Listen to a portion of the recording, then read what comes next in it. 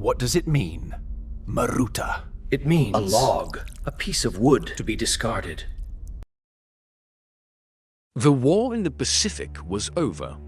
The atomic bombs had fallen, the Emperor had surrendered, and the world was beginning to count the cost.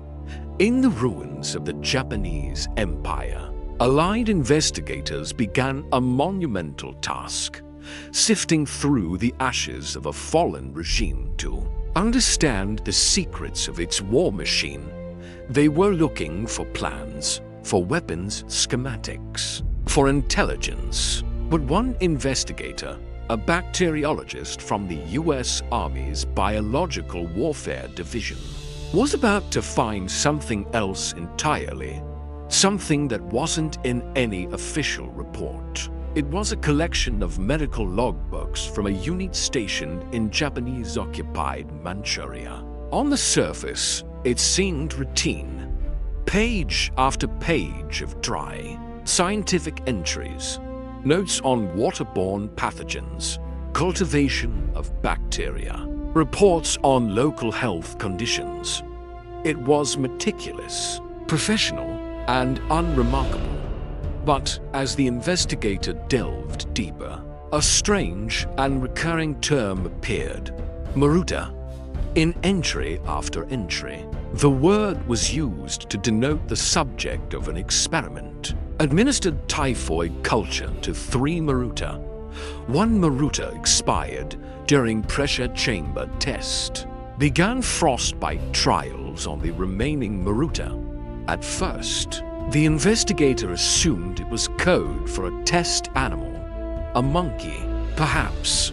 It was standard practice, but the descriptions of the experiments, the physiological reactions noted in the margins, felt chillingly human.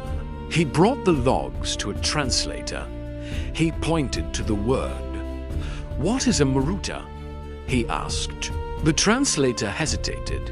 It was a common word, he explained, but it made no sense in a medical context. A maruta, he said, is a log, a piece of lumber, a block of wood. The investigator felt a cold knot tighten in his stomach. He went back to the journals that night, the translator's words echoing in his mind. Logs. He read about maruta being deliberately infected with syphilis to observe its progression. He read about maruta being tied to stakes to test the effective range of porcelain pathogen bombs. He read about maruta being dissected while still alive and fully conscious. And he finally understood. This was not a code. It was a philosophy. It was the ultimate act of dehumanization. The subjects of these experiments were not seen as patients, not even as prisoners. They were inanimate objects, human timber to be sawed, tested, and ultimately discarded. This was not the journal of a water purification unit. It was the ledger of a factory whose sole product was data, extracted from the systematic torture and destruction of human beings. The question was no longer what a maruta was. The question was, who built this secret unit? Who was the architect of this cold, scientific evil? And what other horrors were hidden within the pages of this unassuming logbook? The architect of this factory of pain was not a shadowy spy master from the secret police. He was a celebrated, high-ranking figure in the Japanese medical establishment, a brilliant scientist, a charismatic leader, and a man utterly convinced of his own genius and his nation's divine destiny. His name was General Shiro Ishii. He was a man of immense appetites. He was known for his sharp intellect, his booming laugh, his lavish spending, and his voracious womanizing. He was, by all accounts, a force of nature, a skilled persuader who could charm unlimited funding from the tight-fisted army. ministry and inspire fanatical loyalty from his subordinates. He graduated with honors from Kyoto Imperial University's medical school and quickly joined the army, where he saw a direct path to power and prestige. While his colleagues saw medicine as a tool for healing, Ishii saw it as the ultimate weapon. In 1928, the army sent him on a 2-year tour of the West. His official mission was to study advances in bacteriology and public health. His real mission was military and scientific espionage. He investigated the biological and chemical weapons programs of the world's great powers. What he found confirmed his suspicions. After the horrors of World War I, the Geneva Protocol had been signed, publicly banning the use of these weapons of disgust. But Ishii reported back to Tokyo that this was a sham. The West, he argued, preached pacifism while secretly sharpening its deadliest swords. They were all developing bioweapons. For Japan to be without them was not a moral victory. It was strategic suicide. His ideas found fertile ground in the fertile soil of 1930s Japan. The military had seized control of the government, a doctrine of hypernationalism. Racial supremacy and emperor worship had gripped the nation.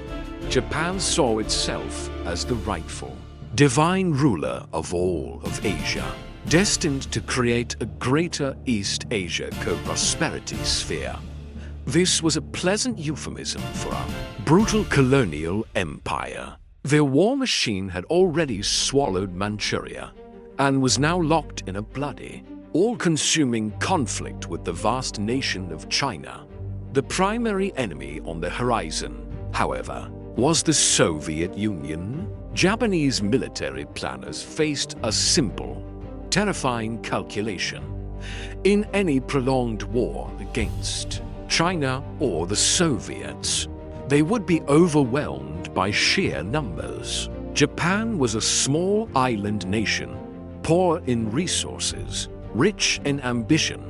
They needed an equalizer, a weapon that could neutralize an enemy's numerical superiority, a weapon that was cheap to produce and could be deployed silently, spreading death on a scale that bullets and bombs could never match. Shiro Ishii offered them the perfect solution, an invisible army of plagues. He argued that biological warfare was the ultimate weapon for a nation like Japan. It was the pinnacle of modern, total war. Why fight an army, he asked, when you could infect an entire city? Why destroy a factory when you could poison the crops that fed its workers? He envisioned plague-infected fleas being dropped from airplanes, anthrax bombs detonating over enemy reservoirs, and cholera being introduced into water supplies. It was a vision of terror on a microbiological scale. The army ministry was convinced. They gave Ishii their full backing and a virtually unlimited budget. In 1936, construction began on his secret kingdom. The location chosen was a remote area near the city of Harbin, in the puppet state of Manchukuo. The location was a strategic masterpiece of evil. It was far from Japan, hidden from public view and foreign spies. It was on the doorstep of the Soviet Union, the primary target. And most importantly, it was surrounded by a population that the Japanese viewed as subhuman. The occupied territory of Manchuria was filled with Chinese resistance fighters, captured Soviet soldiers, common criminals, and innocent civilians who could be arrested on any pretext. They were the raw material Ishii needed for his factory. Officially, the sprawling complex was designated the Epidemic Prevention and Water Purification Department of The Quantum Army. Its secret internal name was Unit 731. Shiro Ishii, the Doctor of Death, now had his laboratory, and his steady supply of human logs was about to begin. With a blank check from the army and a steady supply of human subjects, General Ishii built his vision out of concrete and barbed wire in the frozen plains of Manchuria. He created a secret kingdom dedicated to the industrial production of disease and death, officially known as the Epidemic Prevention and Water Purification Department. It was a city unto itself, a sprawling 6-square-kilometer fortress of scientific terror. This was the Pingfang facility. This was Unit 731's House of Horrors. It was one of the largest secret projects in Japanese history. Over 150 buildings were constructed, including massive administration blocks, state-of-the-art laboratories, barracks for the 3,000 Japanese personnel, its own power station, an airfield, and even a Shinto shrine. The entire complex was surrounded by high walls, watchtowers, and electrified fences. To the outside world, it was disguised as a lumber mill, a cover story to explain the constant traffic of trucks and the tall smokestack of the crematorium, which burned day and night. How did you convince 3,000 people to participate in such monstrous work? Ishii did it by creating a bubble of perverse normalcy. He recruited the best and brightest from Japan's top universities, doctors, engineers, bacteriologists, and technicians, luring them with the promise of unlimited research budgets and the prestige of working on a top-secret national project. Inside the walls of Pingfang, they lived a life of privilege. They had comfortable family housing, libraries, bars, and sports teams. This carefully constructed environment insulated them from the moral horror of their daily work. They were not butchers, they were patriots. They were not torturers, they were scientists, doing vital research for the glory of the Emperor. The fuel for this factory was a constant supply of human beings. This task fell to the feared Kembeitai, the Imperial Japanese Army's military police. They were the procurement arm of Unit 731, rounding up anyone deemed an enemy or an undesirable. The victims were a broad cross-section of the occupied population: captured Chinese soldiers, Soviet spies, local partisans, intellectuals, and even common criminals arrested for petty theft. Sometimes to study the effects of disease on different demographics. Entire families were abducted and sent to Pingfang, including pregnant women, children, and the elderly. From the moment they entered the gates, their identity was erased. They were no longer Chinese, Russian, or Korean. They were no longer a father, a husband, or a son. They were given a number, and they were referred to by a single, dehumanizing code name: maruta. Logs. This was the most crucial piece of psychological conditioning for the staff. You cannot feel empathy for a log of wood. You cannot be guilty of murdering something that is already considered inanimate material. The prisoners of Unit 731 were no longer human. They were raw data, waiting to be extracted. The entire facility was organized with terrifying industrial efficiency. A production line of death. There was the Pathogen Cultivation Division, which operated like a brewery, producing gallons of weaponized bacteria, anthrax, cholera, typhus, and dysentery. The most critical division was dedicated to plague. Here, in massive incubators, scientists bred billions upon billions of fleas and deliberately infected them with Yersinia pestis, the bacillus that causes bubonic plague. They developed sophisticated delivery systems, like the huge I-bomb, a special ceramic shell designed to shatter upon impact without generating enough heat to kill the payload. A single plane carrying these bombs could release a cloud of infected fleas over an enemy city, starting an epidemic that would rage for weeks.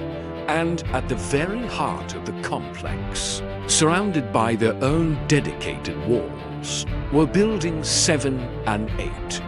These were the central prison blocks and human experimentation labs.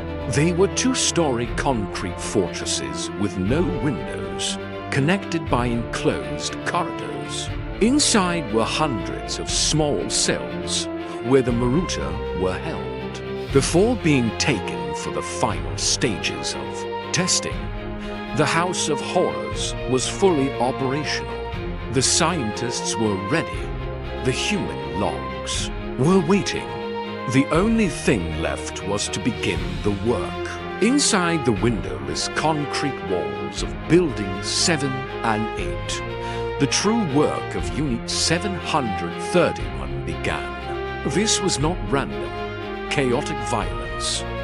It was a program of systematic, methodical, and meticulously documented torture, all performed under the cold, sterile guise of medical and military research. The human logs, the maruta, were now ready to be processed. The most infamous of the experiments were the vivisections, to understand the progression of diseases in real time. Ishii and his doctors needed to see the effects on living organs. Prisoners were infected with plagues like anthrax or cholera. Then, at various stages of the illness, while still alive, and often fully conscious, they would be strapped to an operating table and dissected. The justification for withholding anesthesia was a scientific one. They feared it might alter the physiological reactions and contaminate the research data. To them, this was not murder. It was the harvesting of data. The screens of the maruta were merely an unwanted variable in a complex equation. Beyond the operating theater, the open fields of Pingfang became a human testing ground for Ishii's arsenal of plagues. In one standard experiment, dozens of maruta would be tied to stakes at varying distances from a central target. A low-flying plane would then drop a ceramic Yuji bomb, which would shatter on impact, releasing a cloud of plague-infected fleas. Scientists, safe in protective gear, would then observe from bunkers, timing how long it took for the subjects at each distance to develop symptoms, suffer, and die. It was pure, applied epidemiology, with human lives as the variables in a gruesome equation. They tested everything.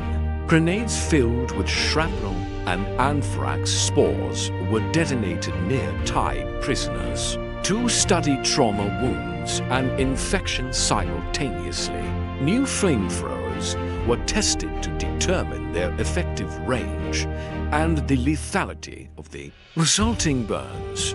Prisoners were used as living targets to test new rifle calibers and bullet designs. Every weapon in the Japanese arsenal needed to be perfected, and the maruta were the living calibration tools. Back inside the labs, other horrors were underway. Controlled disease studies were top priority. In the syphilis labs, male and female prisoners were deliberately infected with the disease and then forced to engage in sexual contact to study its transmission. Prisoners were given food laced with typhoid and cholera bacteria to study the onset of gastrointestinal failure. Their stomachs would be removed while they were alive to examine the results. Perhaps the most sadistic of all were the environmental endurance tests. The frostbite trials were a signature experiment of Unit 731. On nights when the temperature plunged to 40 degrees below zero, prisoners would be marched outside.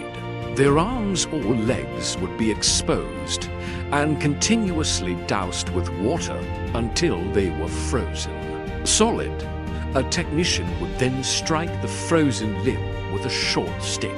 If it made the sound of a block of wood, the freezing was considered complete.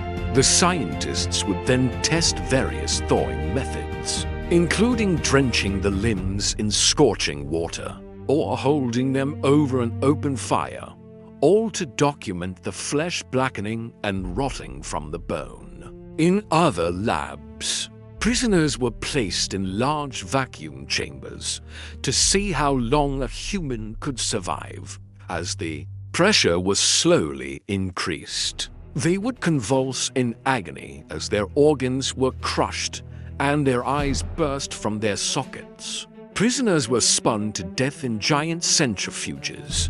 They were injected with animal blood. They were irradiated with lethal doses of X-rays.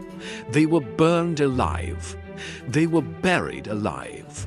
No act was too depraved. No line was too sacred to cross, as long as it produced data. Through it all, the perpetrators maintained a chilling professional detachment. They would go from dissecting a living human being to their staff cafeteria for lunch. They would return home to their families in the evening, complaining about a long day at the research facility. The data gathered from thousands of murdered human beings was not merely for academic study.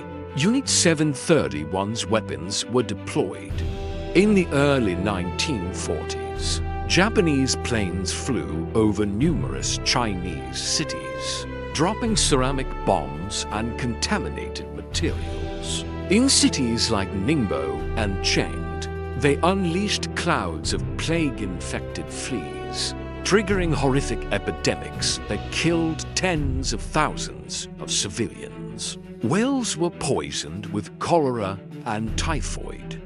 The factory's products worked exactly as designed, and General Ishii was planning for a much larger attack, an operation codenamed Cherry Blossoms at Night, which would use kamikaze planes to drop plague fleas on Southern California.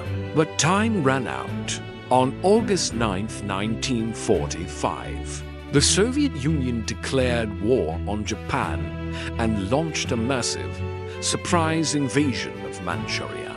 The Red Army was now racing towards Pingfang. For Shiro Ishii, the primary mission instantly changed from offense to containment, not of a disease, but of the truth. He initiated the final, frantic protocol, the Great Cover-Up.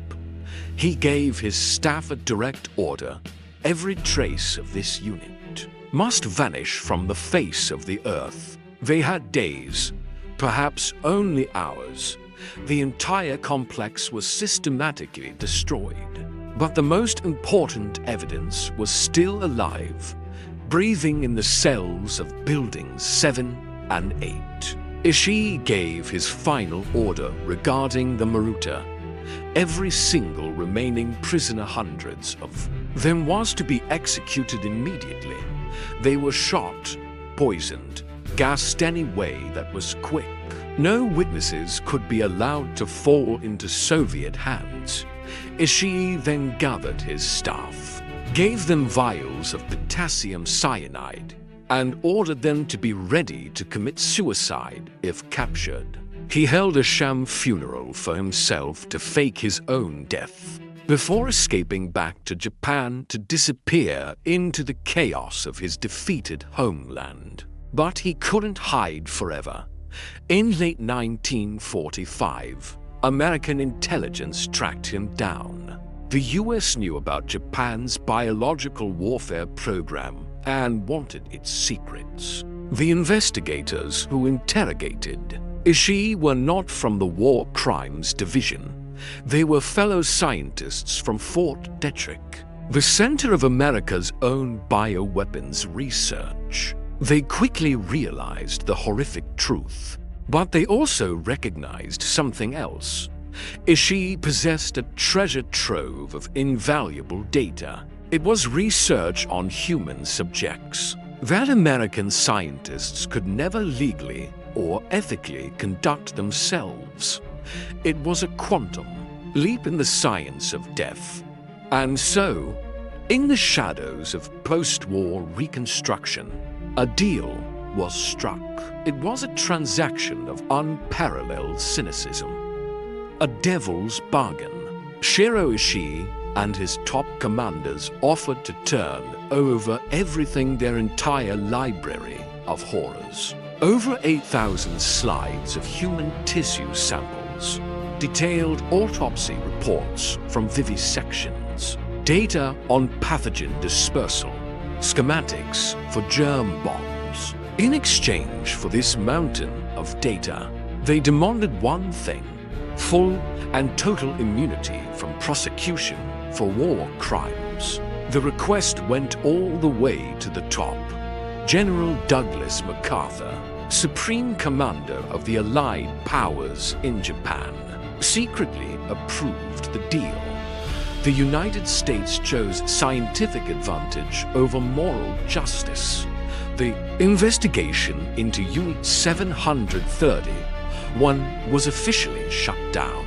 The Soviet Union, who had captured some lower-level personnel and held their own trial, was stonewalled by the US when the world asked. The official American position was that there was no evidence of Japanese war crimes involving human experimentation.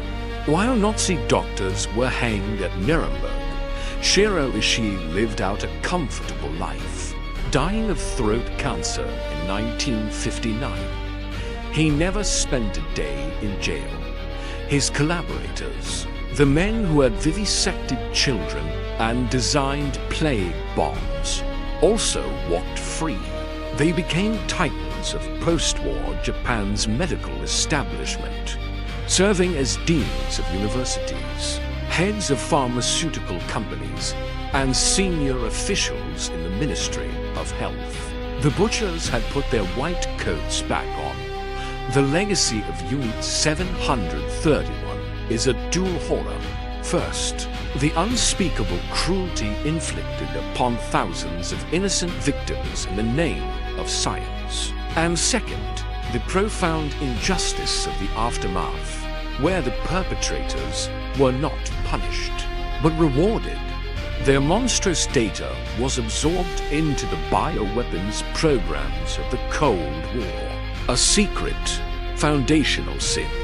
The ghosts of the maruta were silenced, their stories buried for decades, traded away for a vial of bacteria, and a collection of slides, a final testament to the chilling reality that in the great game of nations, even the foulest knowledge can be deemed more valuable than justice itself. If you find these hidden histories as fascinating as we do, be sure to subscribe to the Black Chronicle channel so you don't miss any future episodes. And don't forget to hit the notification bell to always be the first to uncover the deepest mysteries.